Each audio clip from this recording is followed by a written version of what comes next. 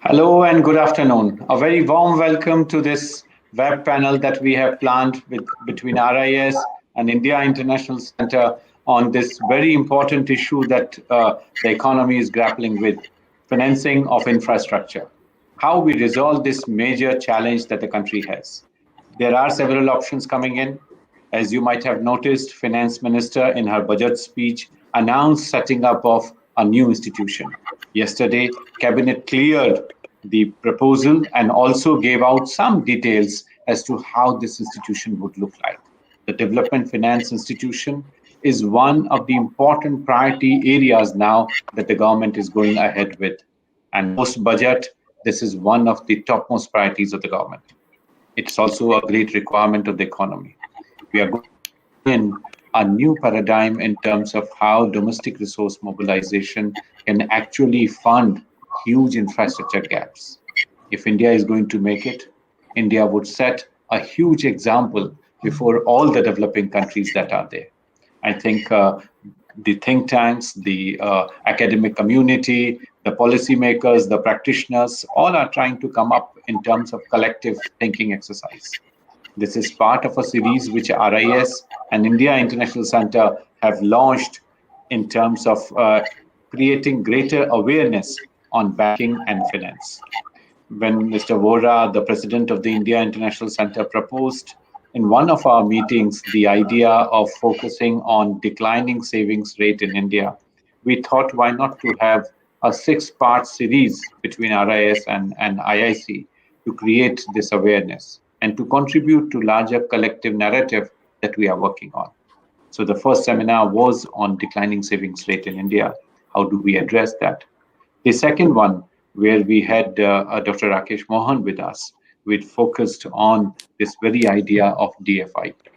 The second panel is again going to focus on this very theme. And we are today going to have a very eminent panel with us to address this question, how this financing should be done, what are the areas, how we can really move forward in terms of a clean slate, as the finance minister said yesterday, but also leverage the other institutional initiatives, the long experience that we have in terms of state finance corporations. Also our experience with AIIB, ADB, and the World Bank in terms of multilateral financing of our infrastructure.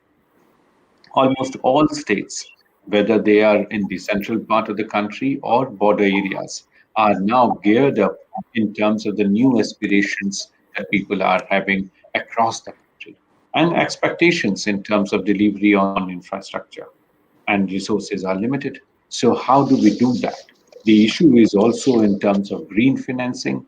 So we have to build infrastructure with low carbon footprint, new technologies, and even if cost is high, people are very keen for green infrastructure, quality infrastructure, as this is being discussed. So today, in this very eminent panel, I would like to introduce my panelists to you. We were expecting Shri Jayant Sinha ji with us, but Parliament has gotten for voting on the appropriation bill, and there is a 3-line whip for him, so he is not able to join us. I am requesting my senior colleague, Mr. Bhattacharjee, a very famous financial journalist who has been spearheading issues particularly related to special economic zones on which he has written out. He has been working in terms of contributing on various areas that are there. Sukhomoy studied economics at Shri College of Commerce and at Delhi School of Economics, has contributed immensely in terms of our collective understanding, and you would find him in Business Standard very often contributing on what key issues are and how we are going to go forward, particularly on infrastructure financing. So thanks, Sukhomoy, for joining us here. But we are very privileged to introduce Shri KV Kamath. No one actually requires any introduction for him. He's one of our most eminent commentator on the banking sector. Till recently, he was heading the new development bank of BRICS, and has set in new standards in terms of how professionalism can really help in terms of establishing new global institutions. And his success at the BRICS Bank, or the New Development Bank as it is called, in terms of quality infrastructure, in terms of environmental commitment, and also in terms of how domestic resources actually can provide institutional gravitas that the developing countries need. I think there is no better commentator than Mr. Kamath, and warm welcome, sir. Thanks for agreeing to join us in this panel today. We are also having Dr. Vishwapati Trivedi with us. Till recently, he was Secretary Shipping, but today he's here in this panel largely because of his huge experience in Madhya Pradesh as head of the State Finance Corporation. But he has also seen unfolding of the plans, be that in form of Sagar Mala, particularly for building ports. But he was also very closely involved in terms of several other infrastructure initiatives in the country. We are also privileged to have Dr. Partha Mukhopadhyay from Center for Policy Research. Partha has been working very closely with several multilateral institutions. He was part of the founding team of IDFC, the Infrastructure Development Finance Company. So there are several parallels. And as Dr. Rakesh Mohan in the last panel mentioned, the due lessons that are there from IDFC should be drawn when we are setting up this new DFIs. I'm sure Partha is going to reflect on that, and also would bring in his huge experience in Northeast, and also trying to bring forward the ideas that are there in terms of working closely with the state governments, with multilateral institutions, and trying to see how this pipeline of infrastructure can be strengthened.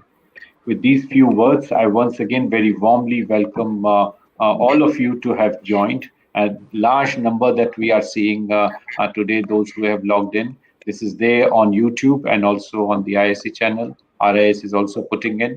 The recording would, of course, be made available on RIS YouTube, and, of course, on IIC website as well.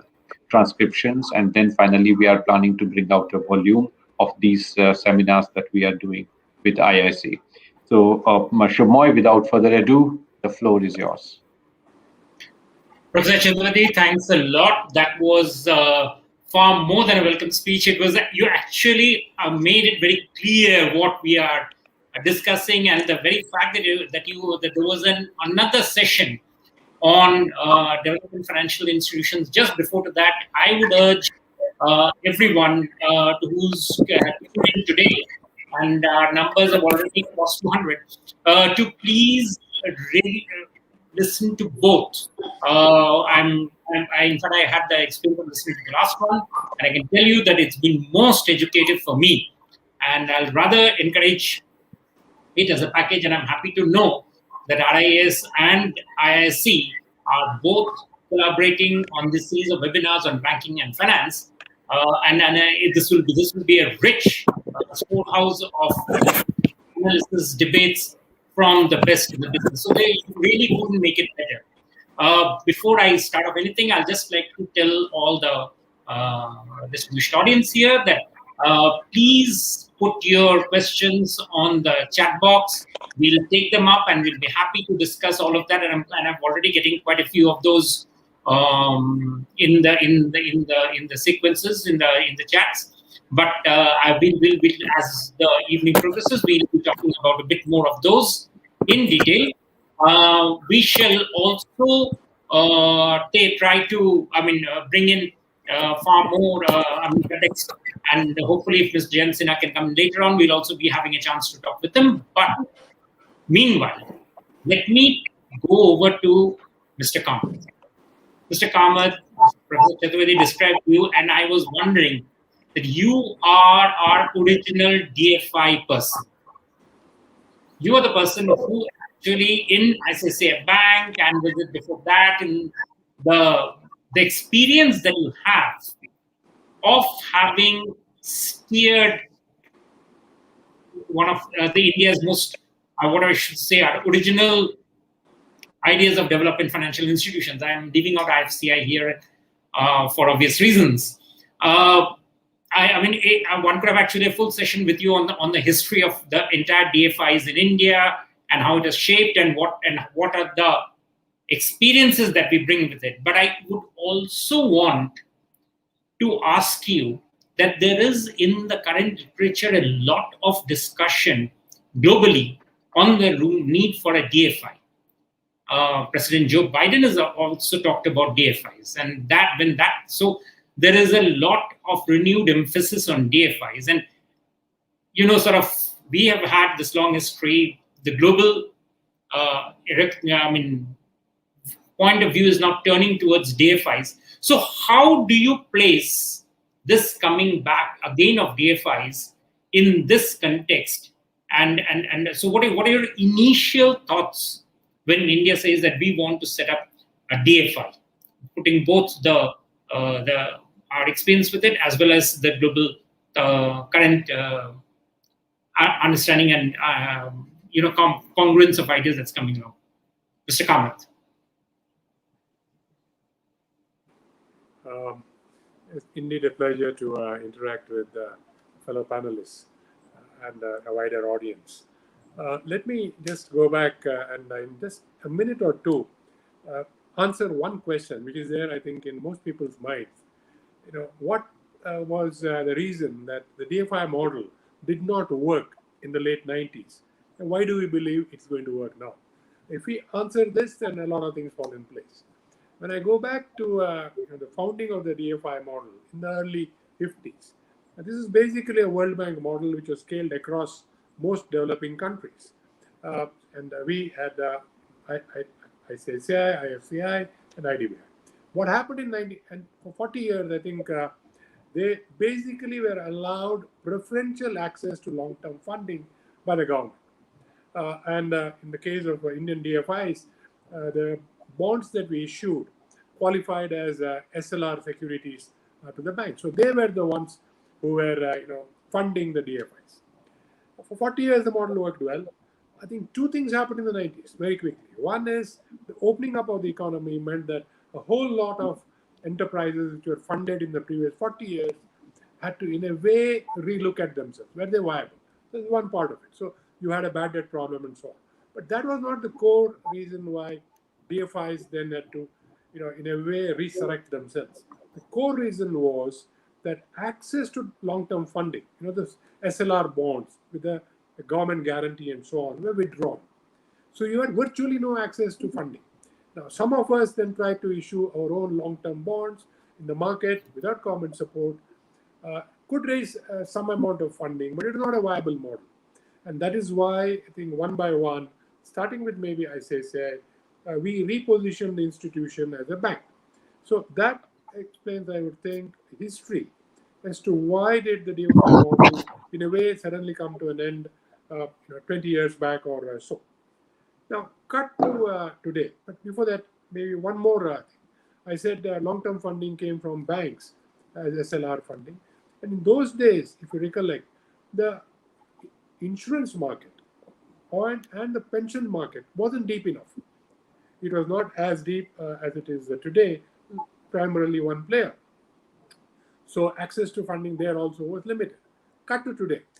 Today, you have a situation where the banks have been funding primarily the long-term funding needs of industry in the infrastructure sector and other areas. When you do this, you are carrying a mismatch in your books because your access to liabilities in the banking context is short-term, relatively short-term. Savings deposits, current account deposits, and some fixed deposits, typically 1, 2, and 3 year maturity.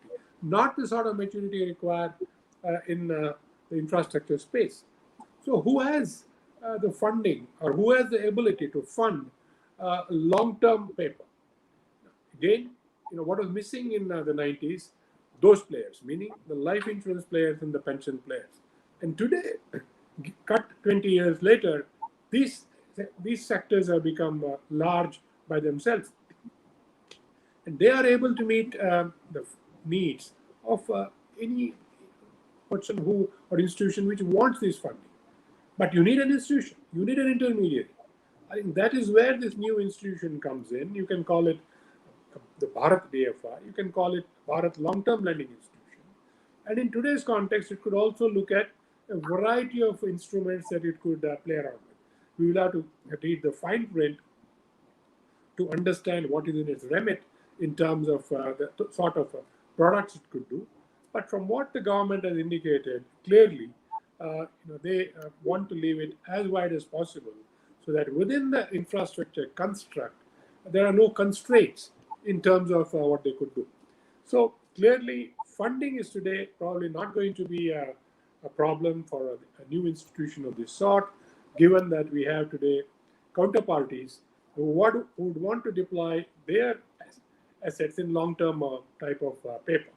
And this institution could be one of those players. And indeed, in course of time, you could have other players coming up. So this is, I would think, whether this sort of an institution can stand on its own feet. Can it get the funding? Other people would be putting forth monies for this and so on. I think that is so. The last piece here is, will we have parties who will want to access this institution to borrow? And I think today, India, that question is really hypothetical, because it's clear, as I think Honorable Prime Minister in one of his submissions mentioned, that India is yet to be built. So I would paraphrase it as, it's 25 years of opportunity wherever you look to build India. And all this building, whether it is in infrastructure or in shoulder areas to infrastructure, needs long-term funding. And that is where this sort of an institution comes in. Just to touch upon what building, we're talking of typical infrastructure that I think we all know. Plus, I think there is one more layer of building that is required in India. That is what I would call the rejuvenation of our urban centers, smaller towns, and even at the village level. I think if you look at this as a continuum, from the village to the urban centers, there is a whole lot of rebuilding required. And that rebuilding will require infrastructure of a variety of, I'd say, hues, and indeed funding of a variety of hues. So I would think that the next 25 years, we have a situation where to rebuild India and to build India, we will need long-term funding. And one institution, I think, is just kicking off the process. We will need more such structures through which you could provide funding. We also have another institution that has developed with some strength. I'll only briefly touch on it. That's the capital market. The capital market also in due course will be a purveyor of long-term funding for infrastructure. But probably there, paper which is already proven, in the sense that borrowers who have a track record could then issue paper in the capital market and get funded, because that paper can be rated properly, and you will probably not make the mistakes of the past. So I envisage a future where primarily the commercial banking sector, as we know it today, will provide what I would call commercial lending to corporates and others, commercial purposes, retail lending, and these sort of products, wide variety of other financial services, payments and other things and so on. You will then have long-term funding institutions providing long-term funding, and I would think the proposed institution is probably the first in probably many which could be set up. And thirdly, you will have the capital market also as a purveyor of funding to these enterprises. So I would think it is right time that we talked about this, given that India is yet to be built.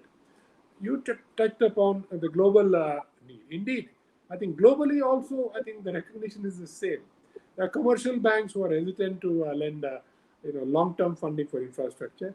And when you talk of the capital markets, they want to look at what I call seasoned players who are coming to the market to access funding, not the sort of infrastructure investment where there are some risks, which certainly can be taken, but the capital market might not want to take it, nor the banks. So this institution becomes, in a way, the bridge. The last point that I want to make is, from what I could understand, the institution will have freedom to design the type of products that it wants to do. It is not just loans. Even development banks of the yesteryears, they did loans, they did equity underwriting, and they provided guarantees, C products. But in today's context, I think there are many more products at various points of entry that could be done, and so forth. And I'm sure all these will be explored as we go along. So, right time, I think right purpose, And I think the environment to set up such an institution is today conducive. I'll stop here. I think I would say that in that short space, you probably encapsulated the entire what I call history and the geography of the DFIs. But I'll be coming back to you very shortly to ask a couple of more things. Meanwhile, let me just ask, and I'm happy to see Partha's connections got restored. I hope it has the connection is working. He was having some problems there, but I presume that it's come, because in that case I'd like to ask him something. Yeah, Partha, can you hear me? Well,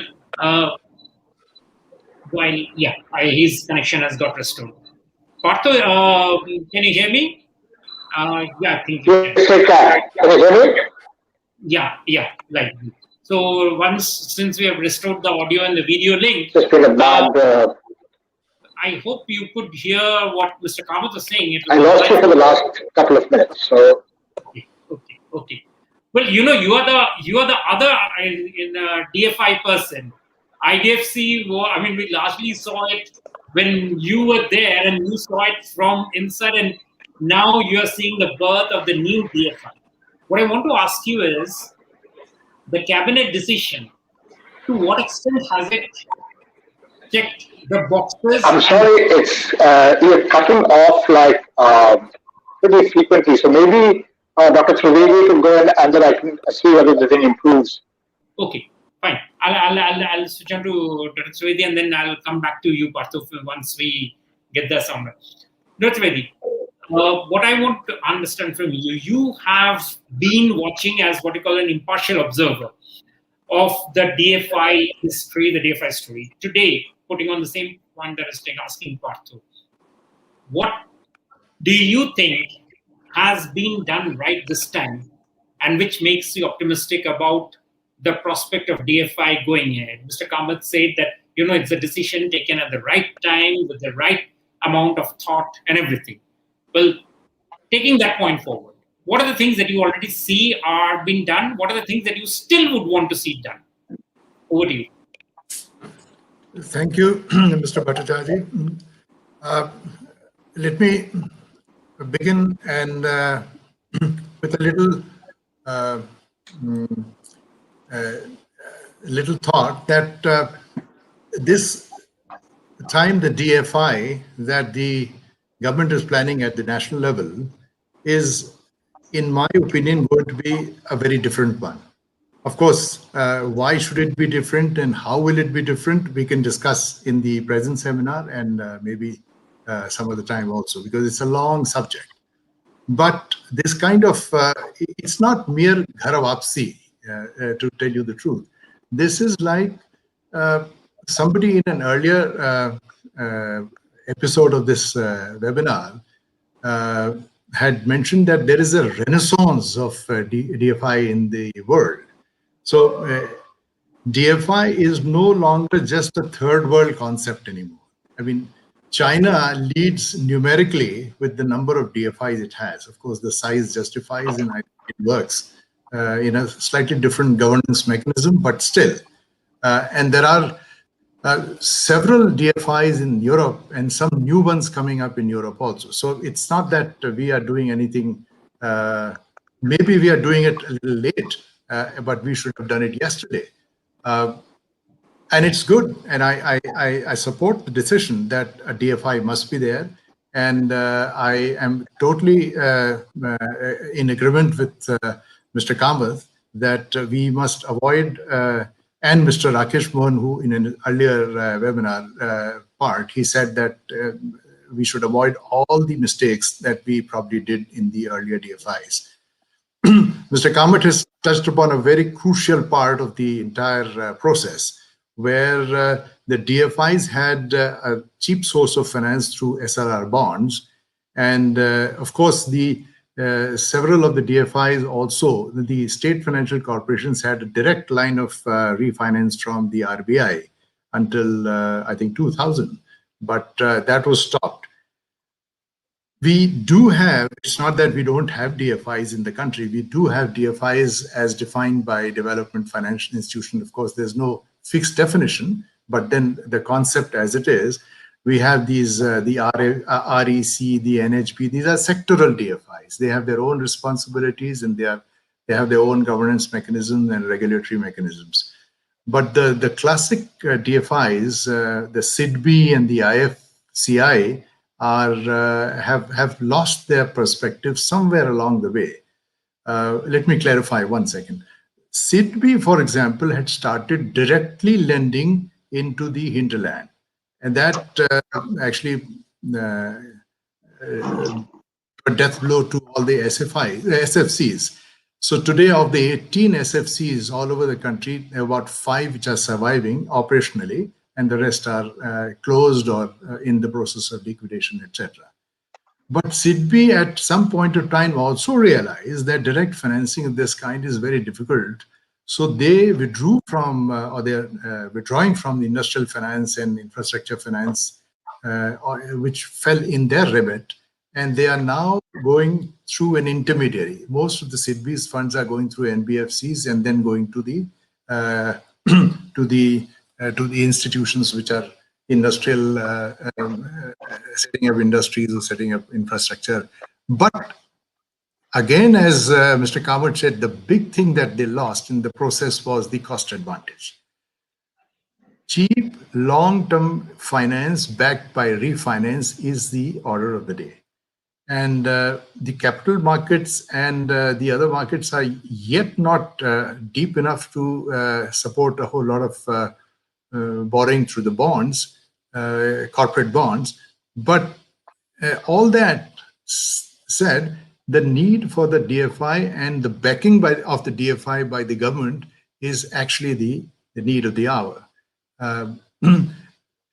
The DFIs, for example, not only do this long-term infrastructure, cheap or cost-effective financing, but they are actually a huge instrument or a tool for counter-cyclical policy initiatives.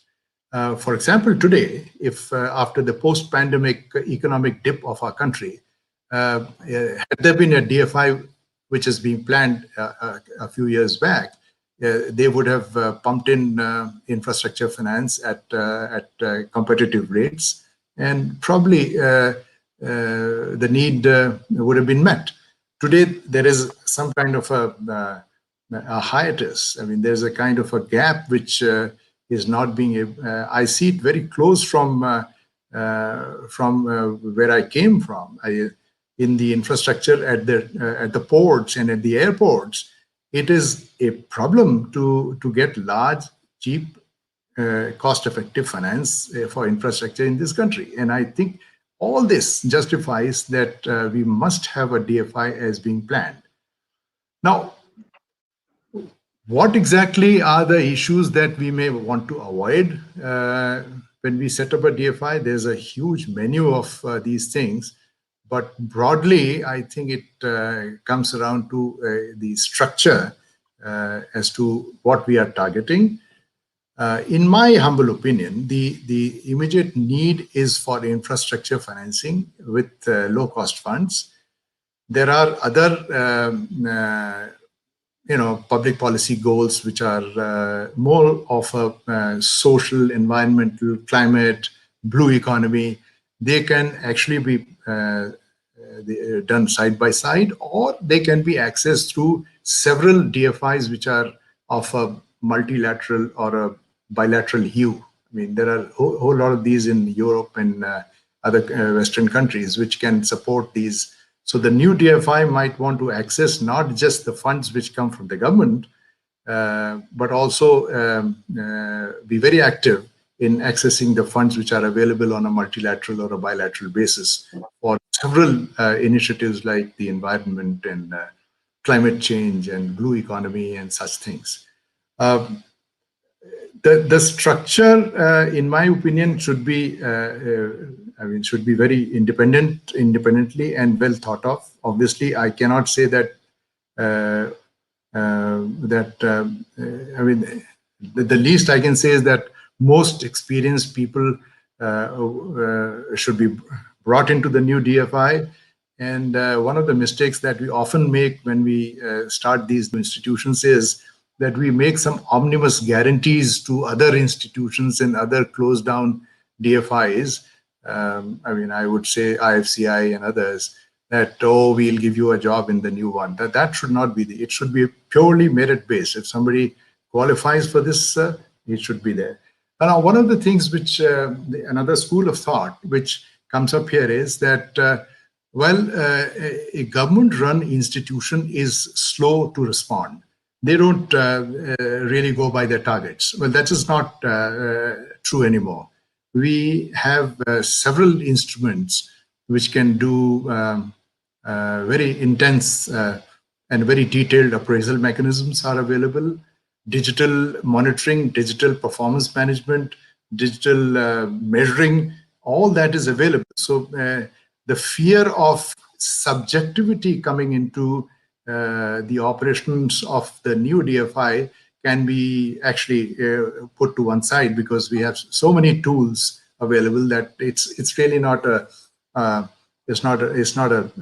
scare anymore. But we need to be careful that we are working in a democracy, and subjectivity sometimes comes into at the stage of either sanctions or at the time of recovery of overdues, and how to insulate this new DFI from all such influences which are bound to be there in a democracy, and especially the one that we live in. So that kind of an insulation could be very well thought of initially. That's one thing. The second thing is that the DFI that we are planning must be more flexible. I'll tell you why I say that. One of the examples that I often give is that IFCI invested in the Stockholding Corporation of India. Stockholding Corporation of India is a very set public sector where things happen, profits are made. And so for the last 35 years, since 1986, IFCI has stuck to the control of, or they had a controlling interest in the SHIL, the Stockholding Corporation of India.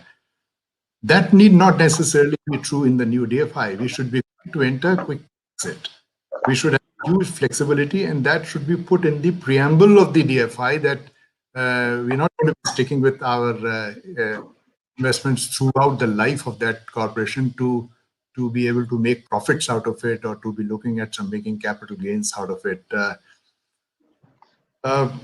Then the last point I would say is that the fear of the DFI, which Mr. Kamath said, that who wants these funds? And I totally agree with him that this is perhaps not the stage to ask that question, because once the availability of funds is there, and we have a young country which is on its, when it's on its curve, and there will be a requirement. And I think what I hear from the market, with all the friends and acquaintances and the other people I work with, there is a huge need for infrastructure, low-cost finance. Another thing which we must not forget is that we are now embarking on a very huge Atmanirbhar Bharat project. Now that needs a lot of innovation, a lot of technology, a lot of risky finance to be made. And the DFI that we now envisage should also somehow support the Atmanirbhar Bharat, because that we have learned through the pandemic and through our relations with the neighbors, that sometimes it can go sour, and then our inputs in our all sorts of industrial pipelines get disturbed. So in brief, I would like to say that the idea of a DFI, 100% controlled DFI, I heard the Department of Economic Affairs Secretary saying that it's going to be 100% government held. With that, or with another model of partly government held, partly banks and other DFIs holding, whatever the model, but the financing could be, the financing has to be low cost, long-term infrastructure finance. And that will be the purpose and the design and the direction and for the new DFI that we are planning. I would stop at this stage and back to Mr. Bhattacharjee, please. Thank you, Dr. Trivedi. I mean, your point about cheap long-term bonds is well taken, and I think I will come on to that point a bit later. But you made a very major point that it has to be independent and it has to be flexible. Now, I think that is something a point very well worth highlighting. And this is where I would like to bring in Dr. Partha Mukhopadhyay. You have seen at close quarters IDFC, and you have been tracking the infrastructure sector. When the government of India sets up a new DFI, on which we are all very, very interested, and that's what we are discussing out here and our audiences, so strong. I mean, among other things, one of the points that I would want you to talk about is how would you want to look at the governance issue in the new DFI? How would you want it to sort of start the first day's business? So over to you, Thank you, Sukhomoy, and sorry about the glitches earlier. I think Mr. Kamath and Dr. Trivedi have laid out a lot of these issues quite clearly.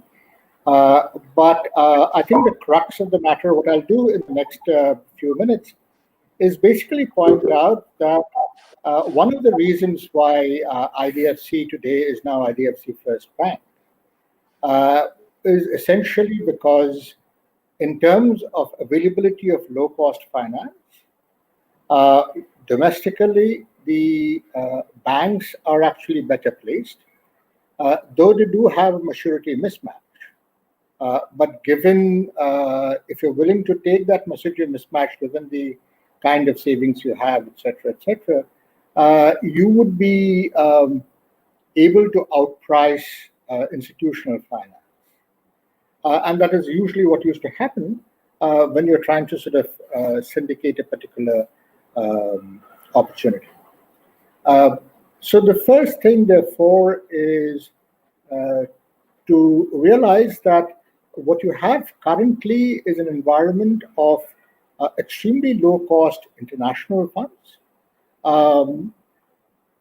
How long that will last is, of course, a major issue. But if you look at the US bond market, it hardly moved when this large $2 trillion package was passed.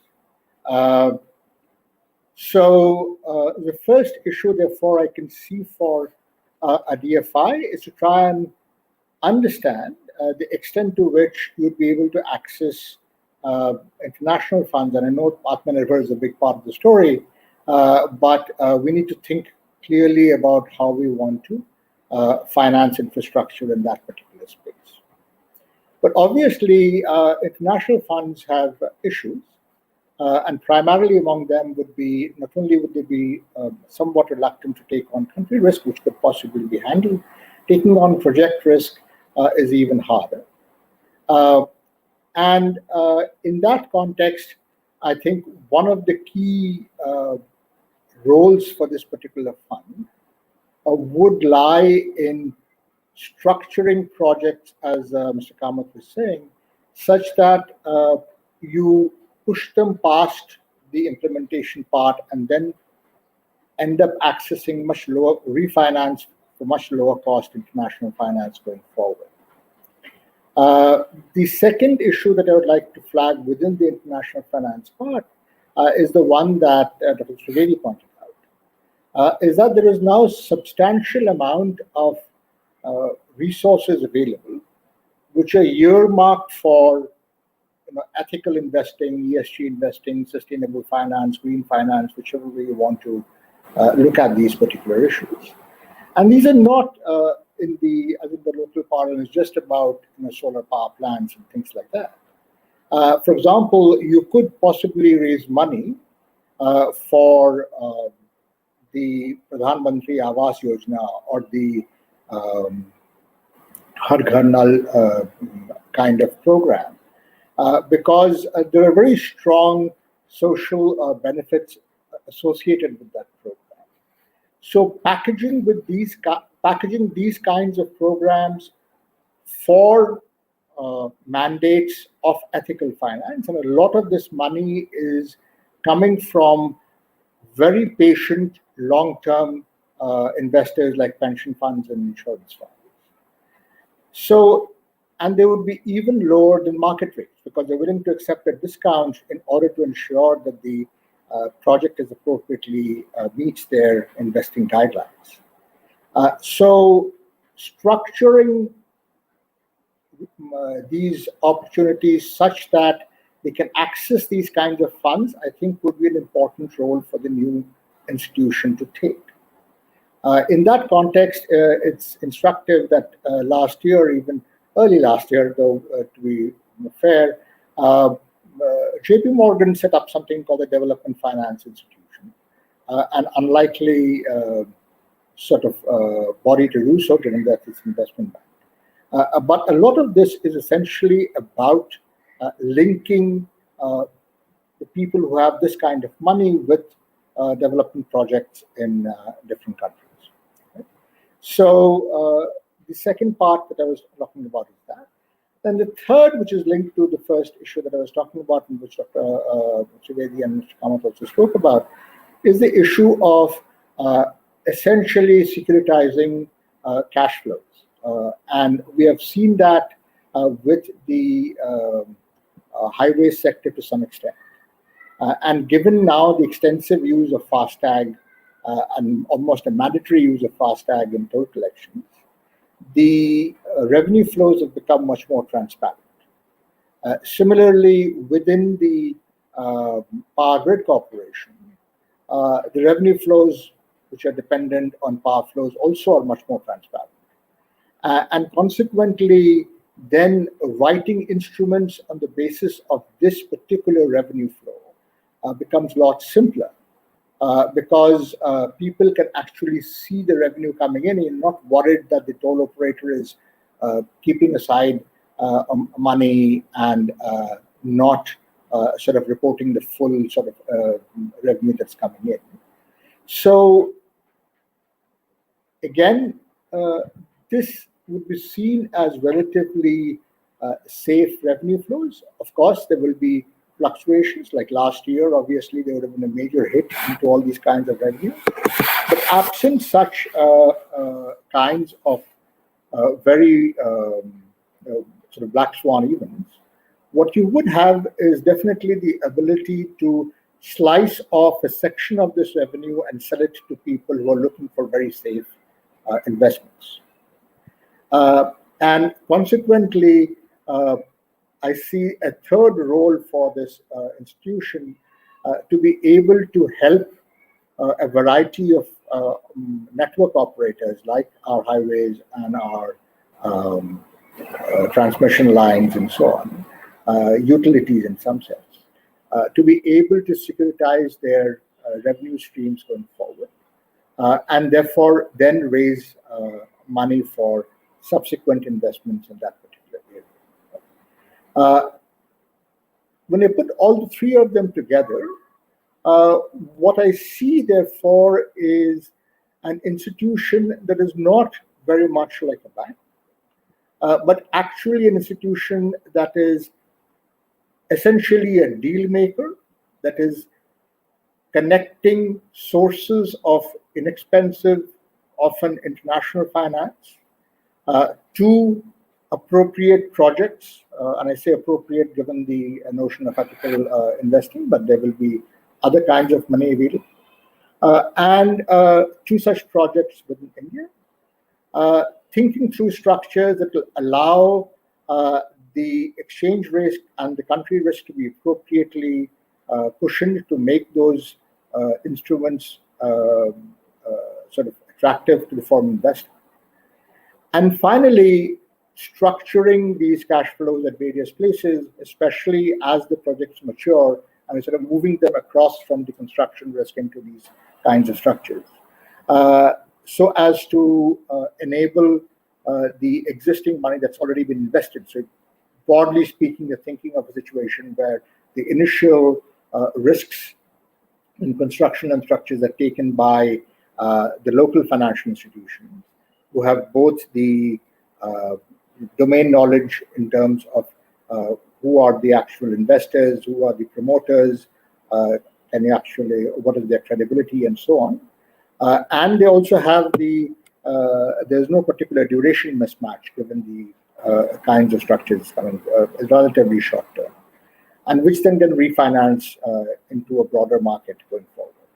Obviously, as our PFRDA, etc., become much more mature, and there's a lot more money coming into our insurance and pension sectors, you'd be able to sort of package these kinds of instruments for our domestic sectors also. Currently, a direct investment by insurance and pension funds into such projects is perhaps most sensible regulators will find it too risky, given that way they're structured. So structuring these projects, even going forward, with an appropriate amount of risk. So, for example, we had started off with, I think the hybrid annuity project is one such kind of structure, which is definitely less risky than, let's say, a pure toll-based project. And similarly, you could think of least present value of revenue or other kinds of structures going forward. And I see the institution playing a role in structuring finance so as to bring the risk profile down for certain instruments, at least, to a level where investors like pension funds and insurance funds will feel comfortable. So to sum up, broadly, three kinds of roles that I see, and largely I see them as deal makers. I see them as connecting Indian projects to international finance, taking advantage of the low interest regime that currently exists, as well as the ethical investing story that is currently going forward. And finally, looking to structure the refinancing of existing infrastructure projects as they move from construction phase into operation phase, so as one can then develop instruments that would be much less risky and therefore much more acceptable to long-term investors like insurance and pension funds. That's where I see the role of this particular thing going forward. That's excellent, and I'm even more. Good to see that your mic level held up steady. But this last point that you said of connecting national needs, national projects to international finance. In this point, if we started off, I would like to just bring you out here. This one point. We are starting off with DFI. And at this stage, can we start sort of looking at this DFI as something which probably India had missed the trick last time when the AIIB was started, and now are we in a position to say that maybe that we, having learned the lesson, probably DFI, the Indian DFI, could be looking also outward into South Asia, at least initially. I know there are very early days, it has just been taken yesterday, but knowing how well you track the development cooperation across, across the BIMSTEC and the entire zone, what are your thoughts? Is that something that we could be looking at? Is that what the Finance Ministry might also be considering? Sachin, over to you. Professor Chaturvedi, that was... Thank you. Thanks, Shubhmoy. I think all the three very eminent panelists have brought out some of the broad contours, and as you might have noticed yesterday, Finance Minister did allude to this point of 10-year tax exemption, which they want to come up with, largely to funds which are invested in DFI to attract the long-term players, and that's one contour that Mr. Kamath alluded to in the earlier panel. We had Mr. Rakesh Mohan also mentioning the same points. I think it's important that how we create an ecosystem, and that's what I think precisely Finance Minister has tried to address. There is also Shubhmoy, this idea of bringing in some sort of ecosystem, which is also trying to bring in, as I mentioned in the beginning, about the clean list, not depending on a number of other initiatives that were there, and that's where both Dr. Trivedi and Mr. Kamath mentioned that we should not lose out on the lessons that are to be drawn. Of course, the context has changed, level of aspirations have changed, but I think the financial realities and of course constraints of resource supply, they are very much there. So in my view, I think Finance Ministry would be looking forward for more ideas in terms of how do we get into the actual operationalization. What are the various constituents of such an ecosystem where different actors can play a role, and how if IIFCL is not to be absorbed, how we see the possibility that is there in terms of earlier experiences, what kind of experiences are going to be relevant in terms of red lines, and where we can actually leverage the institutional strength that we have. So that's largely, Shubhmoy, is the reality. The other point that is also there is in terms of the infrastructure pipeline and the number of projects that are there. So, given the fact that the broad portfolio size has also been sort of identified, and Finance Minister was explicit, the starting point is 20,000 crores, but the fact that 3 trillion, 3 lakh crores is something that we are talking of in the period 2021 to 24-25. So that's the kind of broad contour we are seeing, and how that can actually be leveraged. That's what I think Finance Ministry probably would be looking forward to. I saw that you diplomatically kept away the issue of our foraying into neighboring countries in terms of the DFI investment pipeline, but we'll leave that for some other time. But let me ask Mr. Kamath this thing. 20,000 crores, as Professor Chaturvedi talked about. Do you think that that's a good enough sum to start off with, or should we be looking to ramp up the corpus very soon?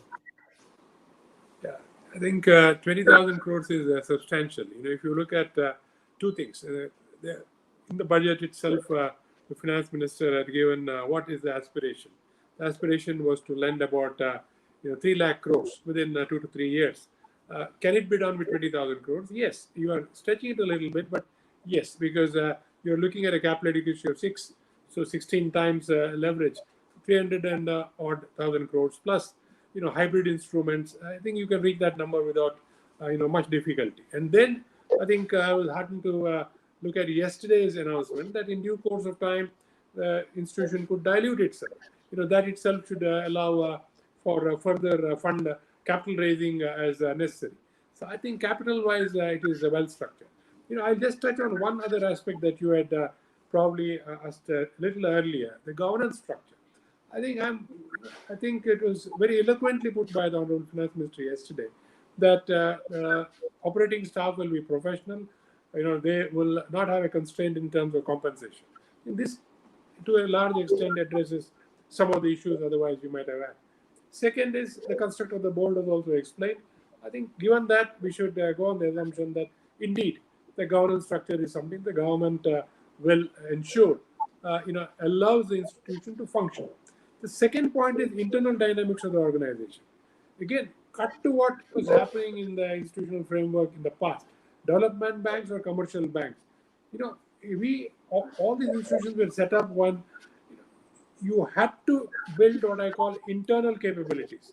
So checks and balances were also internal. Now the situation is different. In fact, if you want to look at legal services, they are available outside. You want to look at risk services, they are available outside.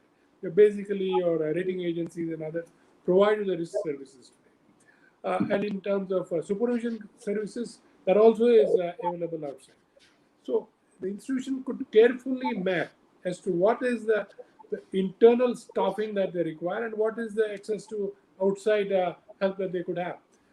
Suffice to say that today you can build an institution which is significantly leaner than what you would have thought just a few years back. I'll just, by way of comparison, say that when I look at an institution like, say, the Asian Development Bank, has maybe 3,000 people.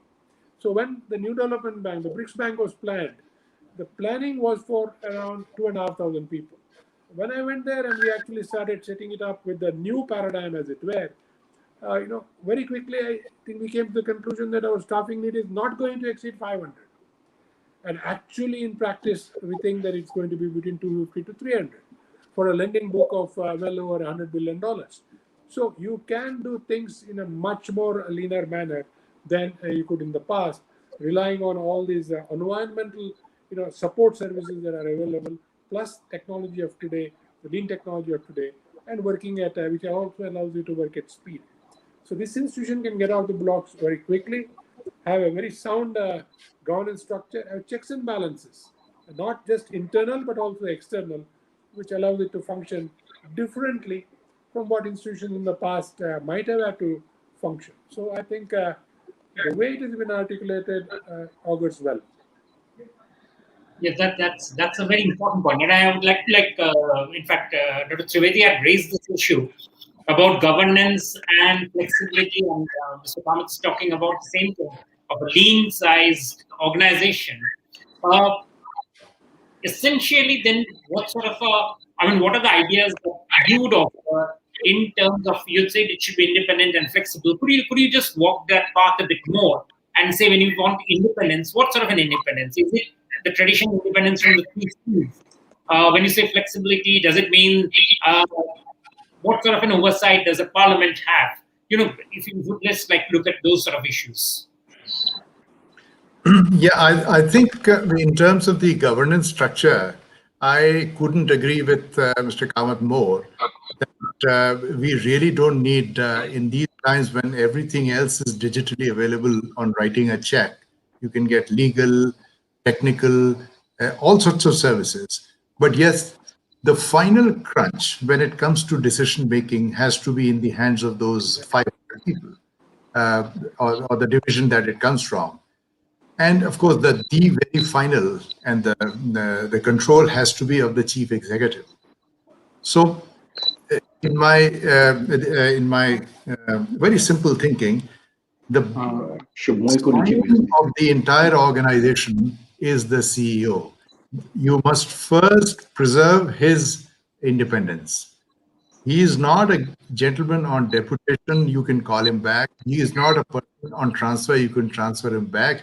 He is a person who has been selected and appointed for a term of so-and-so years, sometimes not less than 5 years. And there should be no way, unless something huge happens, to be able to disturb the CEO. Now, if the CEO is there and the board is stable, I think the governance the strength flows down automatically. That's number one. Now, in terms of flexibility, as Mr. Bhattacharjee asked me, given this independence and given the remit and the charter of the new organization, there is no one way to define what flexibility would mean. But yes, he should be allowed to do things that he thinks is necessary, or his board or the supervisory board that thinks necessary for raising funds, be it domestic, be it international, for co-finance, for guaranteeing investments. Lots of foreign funds are willing to come into India, provided it has some kind of a credible guarantee. And if the DFI itself is credible, its guarantee would itself be credible. So the rating, basically, if you get the rating of AAA plus and things throughout, there is merit to everything that they do. That said, I just go back to Mr. Partha's point of international borrowing, and I think in front of Mr. Kamath, I would be no one to say these things, but yet I would raise my little concern about too much borrowing from the foreign entities, or bilateral or multilateral, which comes for international public policy goals, things like environment, climate, and things. Eventually, there, with hedging, foreign exchange hedging, etc., sometimes the funds become, at par with what you can probably do domestically. So it's just a flag. I mean, I'm sure Mr. Kamath has seen so much of this kind of international borrowing that he might be able to throw some light on this. Thank you.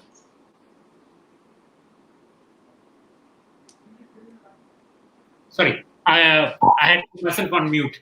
That was a mistake. Partha, a quick point. I mean, this is exactly what I was thinking along. You talked about Indian institution before I throw it out to questions too. I mean, I've got plenty already. Indian institution with access to international finance. We have a rating problem, which is that itself is a separate discussion that Trivedi alluded to. But does the presence of a DFI, which is obviously going to be there in the international market, create a fresh set of constraints for the government in terms of fiscal issues, for monetary issues? The purse that we are talking about is very huge. 100 lakh crores sort of stuff that is going to finance.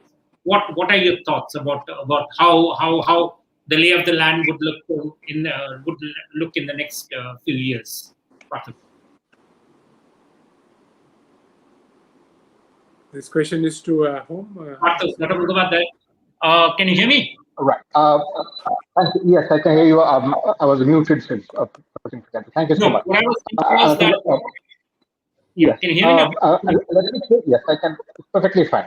So the question is, let me respond at two levels. First, one of my concerns is if this institution does not start out as a non-government institution to begin with. I would strongly urge that, like IDFC and like the national NIIF, that this institution essentially be in the private sector. The second issue is with respect to international funding and whether the kind of scale would actually create macro problems. My core issue on that is that only matters to the extent to which you are backstopping a whole bunch of projects on the government side, on the government's side. If you're essentially financing projects on the basis of user fees, or basis of a variety of cash flows that are sort of coming in, whether it's structured differently, you might have backstops, let's say, like a revenue loss guarantee and things like that. But otherwise, if it's essentially been what most of your projects moving forward are financed through user fees, and given the current mood, the government is moving much more towards private participation, privatization, user fees, structures, etc. I would not see that as a major issue going in, especially at the scale that we are thinking of. And given the fact that we now have relatively substantial reserves at this point in time. Internationally, yes, there are issues with respect to ratings and spread and so on. And we need to be aware of it. But fundamentally, I see something like this being part of the transition phase, because if you essentially end up moving to a country which is growing at 10% plus, which is comfortable on its exchange rate front, there is no reason why the risk premium should not be substantially different going forward. So I don't see that as being a major issue. What Dr. Trivedi pointed out about quote-unquote public policy concerns, he put that in a very nuanced manner. But yes, it is an issue that we need to be concerned about, and we need to ensure. But I think on a number of these issues, our domestic goals will be quite strongly aligned with the kind of ethical investing structure that I was talking about. And to the extent that those alignments are there, we should be leveraging them to reduce our cost of funds as much as possible. That's why I see these structures coming in. So fundamentally, I see this, and I am in strong agreement with Mr. Kamath and Dr. Trivedi, that I see this as a small institution. I see this as a network-heavy and knowledge-heavy kind of institution. And I do not see this as somebody which an institution should essentially need to lend its balance sheet to much, except at the initial stages of these kinds of structures. You perhaps need it in order to be recognized as a credible player in the international market. But beyond that, I don't see this as essential to its fulfilling the goals that are being laid out for this particular. Well, that's nice, but like as I said, there's lots that are coming along and questions. And one of the first ones that is coming along is from Mr. Vishwapati, and that and this I'll just throw it to the panel. Why should we look for blessings and the backing of the government for a DFI? The government should only look at ecosystem for DFIs, and the private sector should come to the DFI. Someone would like to take that on? Should the government do the DFI or an ecosystem only restricted? Yeah. See, I think theoretically, what is proposed is probably could be right, but you need somebody to create that institutional structure, and it has to be of a sufficient size. So if you leave it to a private player to do, it could be probably suboptimal. So here the government is taking a big footprint and putting a very large and ambitious goal, 3 lakh crores in 2 to 3 years. I think for that, the sort of capital that is required, it's only the government who can actually write the check upfront. I think I think rightly so the government has said, in course of time it could be diluted so that you can get the institution to a significantly larger size. So at this point in time, I think there was no other option but for the government to come in and act as, I would use the word catalyst. There are a couple of other questions also in the same lines. So I would ask Dr. Trivedi, what are your thoughts?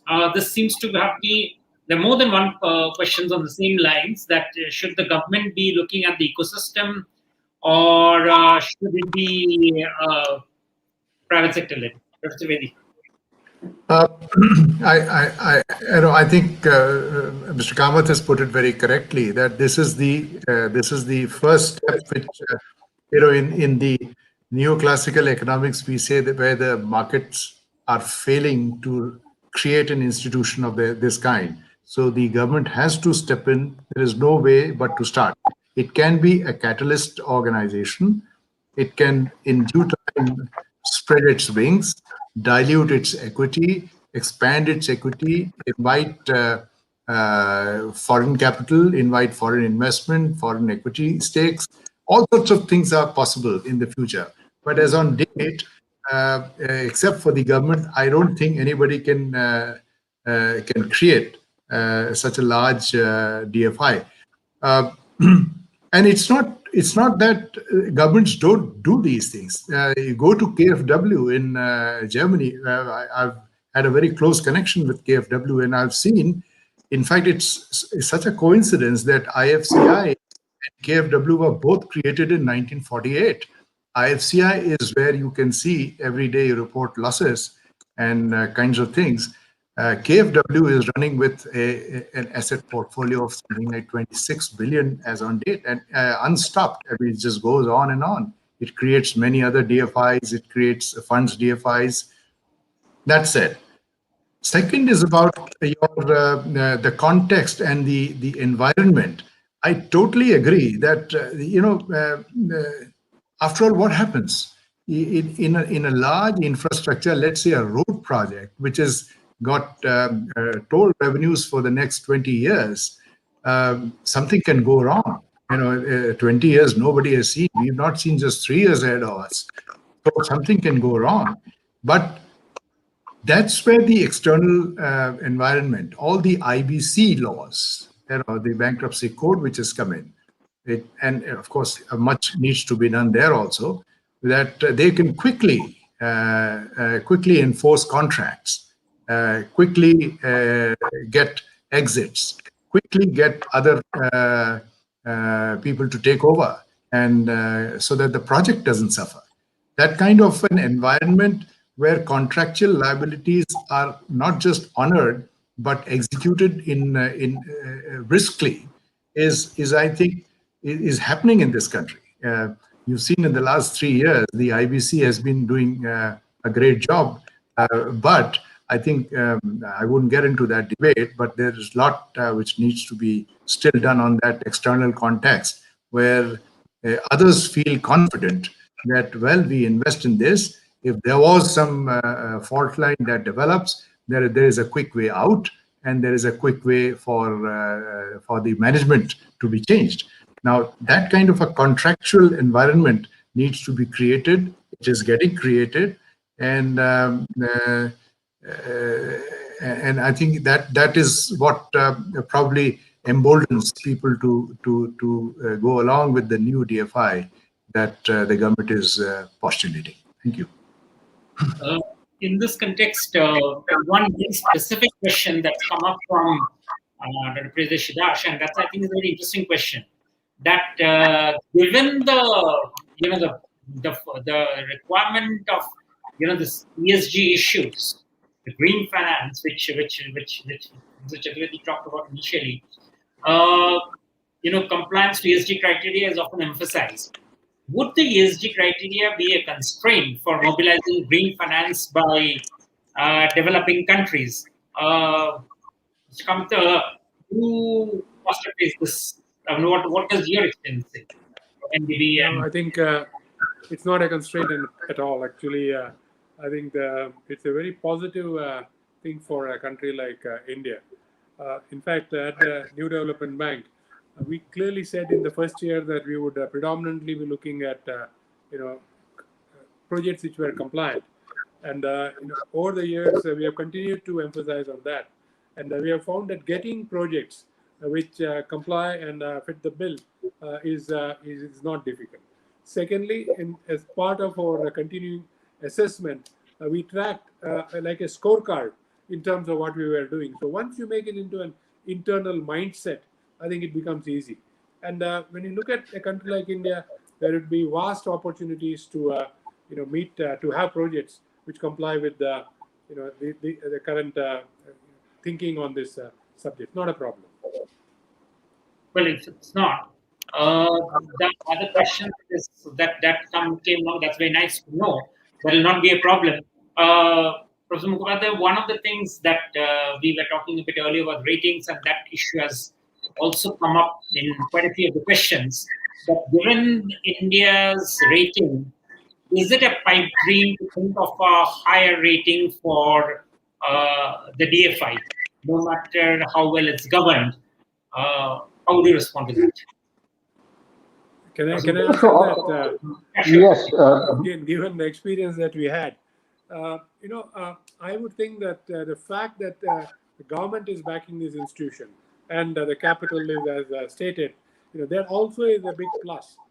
Clearly gives you, I would think, a AAA rating to start with domestically. And my experience, both earlier in India and with the New Development Bank, is that it is the support of your shareholder, and particularly if it's a government shareholder, which actually gives you maybe a 1-notch or possibly a 2-notch upgrade. So I would think that this institution, to start with, being blessed by the government, shareholding with the government, meets domestic requirements, it meets the domestic AAA standard very easily. And I would think even internationally, if it were to borrow, I think it would get a very high rating. Will it breach the sovereign? I think we need to see, because that will need a track record for the institution. But will it be at the sovereign? Possibly, because the parentage is the sovereign. And with all the efforts the government of India is making, I would think that the sovereign rating itself, would need to move up, because I don't think the rating agencies can hold India's rating at where it is. Because wherever you look at, this rating is misplaced by at least a notch, if not more. So I think with that, this institution can roll as we go along. In any case, the final analysis, the cost of borrowing from global sources for this institution or for any other Indian borrower, ultimately is a function of actually at what rate are you going to raise your money, the debt capital, plus the hedging cost. I think it was mentioned earlier by one of our co-panelists. So I think the institution will have to carefully assess if you are going to use this external borrowing for meeting rupee needs, what is the total cost, and is it going to be still attractive to a borrower? And or basically do a mix the funds, and funds are of course fungible, and then make sure that your cost still remains attractive. I'm sure the executive team and the board will look at as we go along, but suffice to say the rating should not be a constraint in accessing funds. I'm sure that will be done in a very prudent manner without over reliance on international flows. Dr. Mukhopadhyay? Dr. Mukhopadhyay, Yeah. Let me just quickly concur and just sort of add in an extra slice, which would be two kinds of things.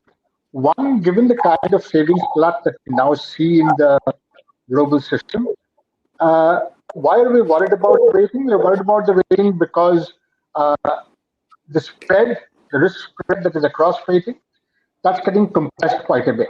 So the value of actually moving up the rating scale is lower than what used to be earlier. So you're still getting relatively cheap finance, even if the rating is really not a AAA kind of story. That's the first issue that I'd like to find out.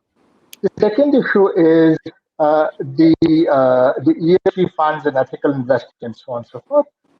They are willing to offer essentially a premium over what you would get if you were not meeting those criteria, because again, there is an oversupply of funds which have ethical investing guidelines, and therefore they're looking for projects which sort of meet those criteria.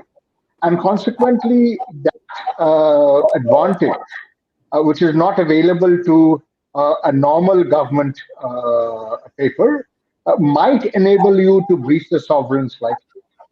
So in that context, given the fact that the spreads are narrowing, given the oversupply of savings in general, and the fact that it's possible perhaps to get in a slight premium because you are able to satisfy ethical investment guidelines, it's possible.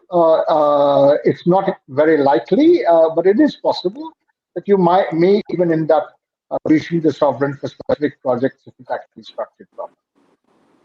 There's an interesting curveball that's been thrown up by one of the participants, and that says that despite the non-availability of long-term funds, there has been infrastructures were financed in the last 25 years. But many of the projects and the promoters are now facing IBC proceedings. Now, if that is so,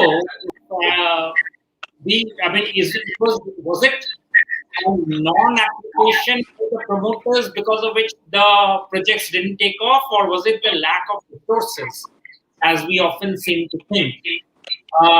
So therefore, are we addressing the wrong problem at this stage? Who like that's really. Let me put that for the moment since it's involved in part of these stories. So, yeah, I was asking Trivedi, and then I'll come to Dr. Mukhopadhyay. Yeah. Okay.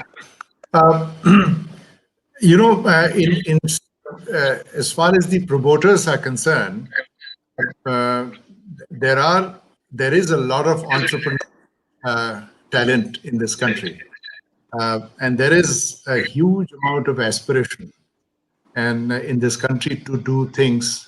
Lots of my experience with several, let me put it in the context of the. You can build a super port, but if you don't have export-import, because your economy is not doing that on exports, and it may not serve the purpose to utilize that. Now, if you build a PPP port jetty, we've done several all over the coastline, PPP ports developing. they need business. So you project a certain business. On the basis of that, you build a PPP project. You have a revenue stream expected coming out of traffic, and traffic multiplied by the tariff for the cargo, and then you see a payment coming up over the years. But as I said, all these projects are 20, 30 years long period. Now, 20, 30 years of, we've not seen what's going to happen. For example, nobody had seen that a farmer's agitation would happen for months to go, and this is a toll road. How do you explain all the losses to the operator? Now, these are force majeure or whatever you want to call it, but I think there might be merit in our future PPP projects to insert a clause for some kind of a renegotiation. Instills the, I mean, it is a moral hazard to do these things. If you instill a clause, people might just, you won't use that clause. But I think there could be standards set up that the clause will kick off only when a certain thing happens, and you watch that thing and don't allow that thing to happen. But that kind of a flexibility in long-term financing will probably also instill a bit more of confidence for people to come in. And of course, as Mr. Bhattacharjee says, the IBC, if the IBC was totally working as it was expected to, there was contractual confidence in people that, well, here is a contract, we go into it with all good intentions, but if something happens, then there is a way out of this contract, and there will be others to support, and there will be things which will be taken care of, which get the project going. So these are, yes, these are very important issues, and I think appraisal mechanism that I'm sure Mr. Kamath must have set up for at the world's best rate in the NDB.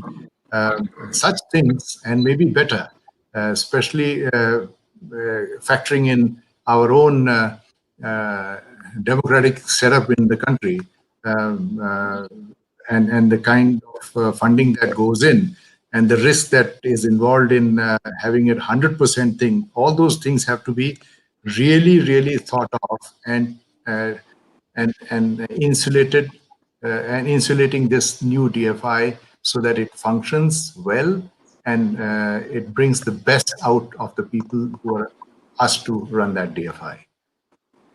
Mukhopadhyay, again, that issue. Was it the funds, or was it the institution, or was it the lack of application which was hitting out at the lack of funding for infrastructure projects? No, I think a number of our projects are very badly structured. For example, I think toll road projects transferred risk to private firms which were uncontrollable, and therefore should not have been transferred to the private firms. The fact that they took those risks on, the fact that the banks financed them is a bit of a rational exuberance. But fundamentally, they should have been structured better. And we have learned some of that lesson, and we are beginning to see the HAM kind of projects now. I'm worried that we will go a little bit too overboard and move completely back to public construction going forward, which I think is inappropriate. Similarly, when you're looking at our port projects and our airport projects, they essentially work on a situation where you have revenue shares, and therefore the government essentially takes a large slice of revenue right off the top. Within the ports, with the repeal of the TAMP story, you have made a significant improvement in the commercial environment on the port side, and we're hoping that something of that structure will come forward. Finally, in our power projects, I think we completely screwed up the demand estimates. We currently are looking at a grid size of somewhere in the or 150, 170 range, and you're looking at capacity that's well north of 300. And yes, a chunk of that capacity is solar and comes in at much lower PLFs. But even so, given what we expected the growth to be, investment was way higher, and most of these contracts are under significant, especially on gas, for example, complete failures on the fuel side. So there are specific project level issues where I think we made many mistakes. And there's lots that we can learn going forward.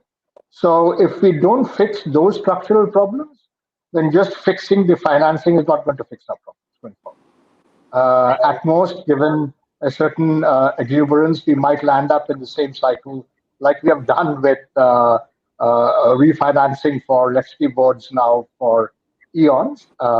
We have had the first one in 2000, and now we are, I don't know, where Uday next is going to come through.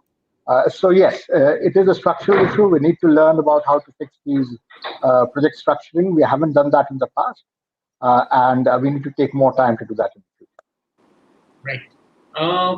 One very straight question, and that is that if I think I'll just ask for a very short answer before I hand it over to Professor Chaturvedi, which is that if the private sector, the FDI, has to be encouraged to come into the structuring of the DFI, why did we not depend only on the global financial multilateral institutions to finance us? They give us soft loans, they give us the terms are good.